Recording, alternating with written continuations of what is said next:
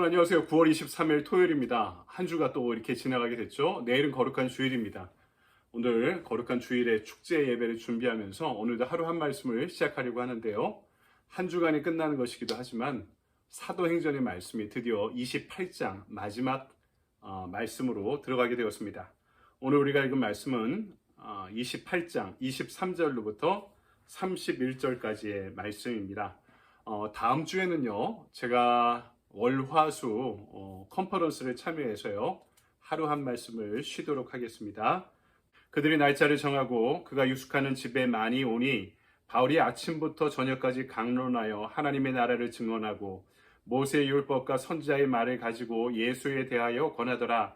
그 말을 믿는 사람도 있고 믿지 아니하는 사람도 있어 서로 맞지 아니하여 흩어질 때에 바울이 한 말로 이르되 성령이 선지자 이사야를 통하여 너희 조상들에게 말씀하신 것이 옳도다. 일러스되 이 백성에게 가서 말하기를 너희가 듣기는 들어도 도무지 깨닫지 못하며 보기는 보아도 도무지 알지 못하는도다. 이 백성들의 마음이 우둔하여져서 그 귀로는 둔하여 듣고 그 눈은 감았으니 이는 눈으로 보고 귀로 듣고 마음으로 깨달아 돌아오면 내가 고쳐줄까 함이라 하였으니 그런즉 하나님이 이 구원이 이방인에게로 보내어진 줄 알라. 그들은 그것을 들으리라 하더라. 바울이 온 이태를 자기 셋집에 머물면서 자기에게 오는 사람을 다 영접하고 하나님의 나라를 전파하며 주 예수 그리스도에 관한 모든 것을 담대하게 거침없이 가르치더라. 아멘. 주님의 말씀입니다. 주님께 감사드립니다. 오늘 사도행전 28장 이 마지막 장의 말씀을 가지고 미완의 결론이다 라는 제목으로 말씀을 증언하도록 하겠습니다. 결론은 그래도 결론입니다. 바울이 드디어 로마로 이성되고 입성하죠. 사도행전의 목적지는 결국에는 로마였습니다. 사도행전의 전체의 전제이자 주제, 결론이 되는 말씀이 1장 8절이라고 그랬죠. 오직 성령이 너희에게 임하시면 너희가 권능을 받아 예루살렘과 온 유대와 사마리아와 땅끝까지 이르러 내 증인이 되리라 하시니라. 여러분, 성령의 임재의 오순절 사건으로 인해서 예루살렘 초대교회가 시작되었죠. 그러면서 예루살렘 복음화 운동이 시작됩니다. 빌립의 사마리아 선교도 진행되고요. 에디오피아 내시장에게도 선교가 이루어집니다. 안디옥 교회가 개척됩니다. 그리고 베드로는 백부장을 찾아가 선교를 합니다. 바울과 바나바의 1차, 2차, 3차 이방 선교가 진행됩니다. 그리고 그 끝에 바울의 예루살렘 행가 2년 동안 투옥이 되고 그리고 로마로 이송하고 로마에 도착하는 오늘 장면으로 이 사도행전은 그 끝을 정리하게 되었던 것입니다. 하지만 이 사도행전은요, 대부분의 주석가들이 이야기하듯이 끝나지 않은 결론을 담고 있습니다. 답답한 결론 또는 미완의 결론이라고 또는 열린 결론이라고 할 수 있습니다. 그 이유는요, 사도행전의 비전이 완성되지 않았기 때문입니다. 땅 끝을 향한 그 선교는 지금까지 우리를 통해서도 이어져 오고 있기 때문이죠. 이 땅 끝을 향한 선교는 어떻게 진행되고 있는지 바울이 우리에게 말씀해주고 있죠. 첫 번째로 포기하지 않는 전도의 열정으로 진행되고 있습니다. 바울은요, 로마의 가택에 연금되었지만 자유롭게 사람을 만나도록 허락되었습니다. 그래서 23절을 보니까 그들이 날짜를 정하고 그가 유숙하는 집에 많이 오니 바울이 아침부터 저녁까지 강론하여 하나님의 나라를 증언하고 모세의 율법과 선지자의 말을 가지고 예수에 대하여 권하더라. 로마에 있는 유력한 유대인들을 먼저 불러서 복음을 전했다는 것입니다. 복음 전도가 바울의 목적이었다는 거죠. 중요한 것은 그 복음이 누굽니까? 예수의 복음이었다는 것입니다. 선교하면서 우리 사회복지도 하고 어려운 사람들의 구제활동도 하고 여러 가지 평화를 위한 사역도 하고 환경을 위한 사역도 하고 다 해야 하고 할 수 있습니다. 그러나 그 중심에는 예수 그리스도 그분의 나라가 차지하고 있어야 되는 것이죠. 그것을 위한 평화의 선교가 되어야 되고 그것을 위한 환경의 선교가 되어야 되는 것입니다. 그것을 위한 구제가 되어야 하는 것이죠. 바울은 오늘 말씀을 보니까 두 가지를 전했습니다. 31절을 보니까 하나님의 나라를 전파하며 주 예수 그리스도에 관한 모든 것을 담대하게 거침없이 가르치더라. 아멘. 첫 번째는 하나님의 나라에 대해서. 세상엔 여러 나라가 있죠. 우리의 고향인 고국인 한국이 있고 우리가 사는 미국이 있습니다. 또 이 땅의 나라가 있고 하나님의 나라가 있습니다. 예수님은 당신이 하나님의 나라라고 말씀하셨고 또 당신이 오셔서 하나님의 나라가 임하였다라고 말씀하셨습니다. 우리 주님의 기도문에 있죠. 뜻이 하늘에서 이루어진 것 같이 땅에서도 이루어지이다. 우리가 이렇게 고백할 때 그 말은 무엇입니까? 사단이 지배하는 이 세상을 하나님의 뜻과 주권이 이루어지는 하나님의 나라로 바꾸겠다는 결단으로 살아가겠다는 것입니다. 복음의 핵심은 그 명확한 주제는 하나님의 나라인 것이죠. 하지만 두 번째로 이 하나님의 나라는 예수 그리스도의 공생애, 성육신, 그분의 십자가 부활을 통해 이루어지고 있습니다.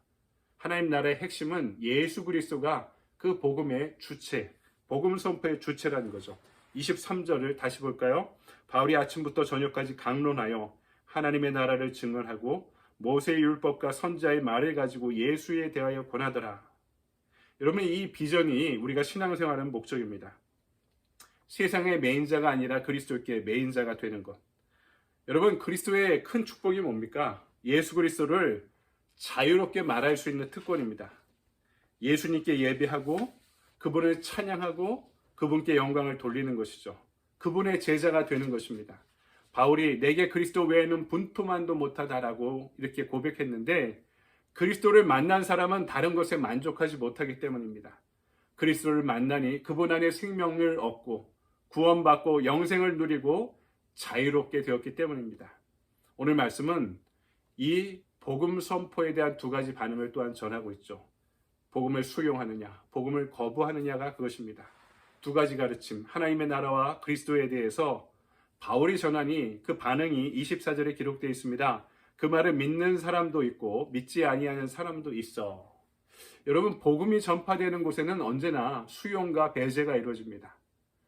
복음 앞에 선 사람들의 결단이 요구됩니다. 그래서 항상 믿는 사람과 믿지 않는 사람이 갈라지죠.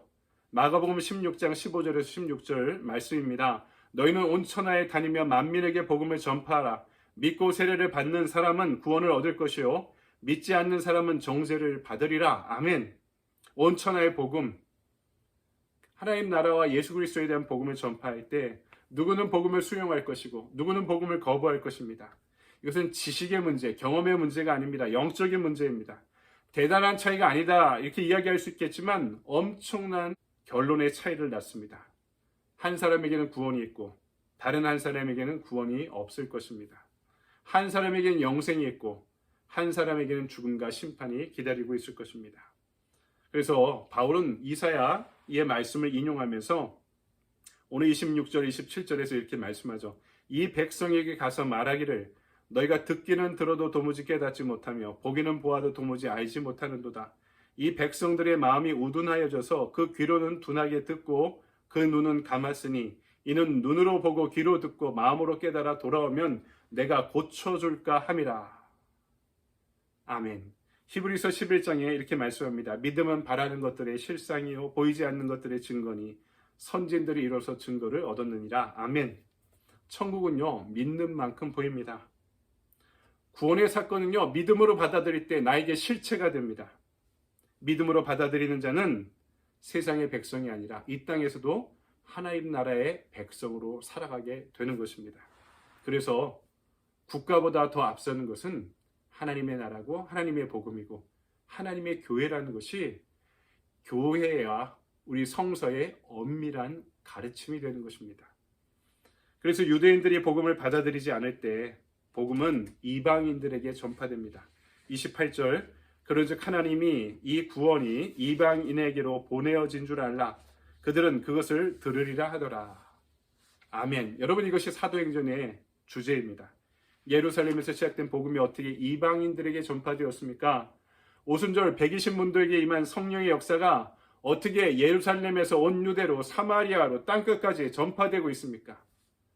로마라는 땅끝을 향해 바울이 순교하는 그 길을 끝끝내 가면서도 여전히 복음을 전하고 있는 이 미완의 사도행전의 결론은 우리에게 그 결론에 대한 해답을 도전하고 요청하고 있습니다. 사도행전의 말씀으로 여러분 유럽이 변하고 미국이 변하고 한국이 변했습니다. 우리가 사도행전적인 교회를 만들자고 그러는데 그게 어떤 교회입니까?